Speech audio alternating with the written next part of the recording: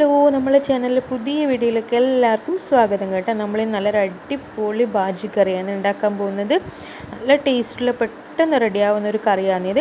എങ്ങനെ ഉണ്ടാക്കുന്നത് നോക്കാം. ആദ്യത്തെ 2 മീഡിയം സൈസ് പൊട്ടാറ്റോ എടുത്തിട്ടുണ്ട്, ഒരു സവാള എടുത്തിട്ടുണ്ട്, പിന്നെ ഒരു പകുതി തക്കാളി എടുത്തിട്ടുണ്ട്, ഒരു പച്ചമുളക് എടുത്തിട്ടുണ്ട്, കുറച്ച് മല്ലിയിലയുണ്ട്. എല്ലാം ഇതുപോലെ മുറിച്ചിട്ടിട്ട് എല്ലാം ഒന്നിച്ച് കുക്കറിലേക്ക് ഇട്ട് കൊടുക്കുന്നുണ്ട്.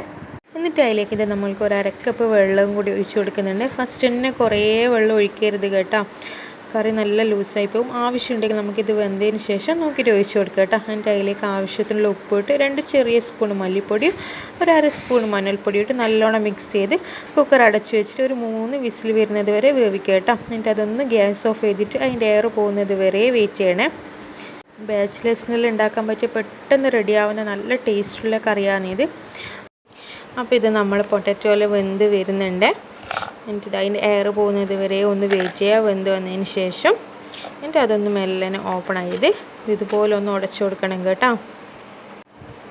ഇതുപോലെ ഉണ്ടാവും കറി. നല്ല ടേസ്റ്റുള്ള ഒരു കറിയാണ് ഇത്.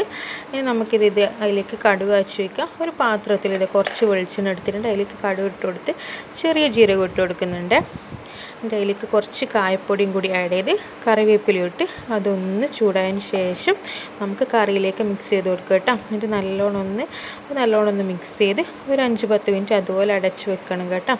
അപ്പോൾ ഇത്രയേ ഉള്ളൂ. നല്ല ടേസ്റ്റുള്ള ഒരു കറിയാണ്. എല്ലാവരും ട്രൈ ചെയ്ത് നോക്കിയിട്ട് ഇഷ്ടമായെങ്കിൽ വീഡിയോ ലൈക്ക് ചെയ്യുക, ഷെയർ ചെയ്യുക, കമൻറ്റ് ചെയ്യുക, സബ്സ്ക്രൈബ് ചെയ്യുക. അപ്പോൾ അത്രയേ ഉള്ളൂ. ടാറ്റാ.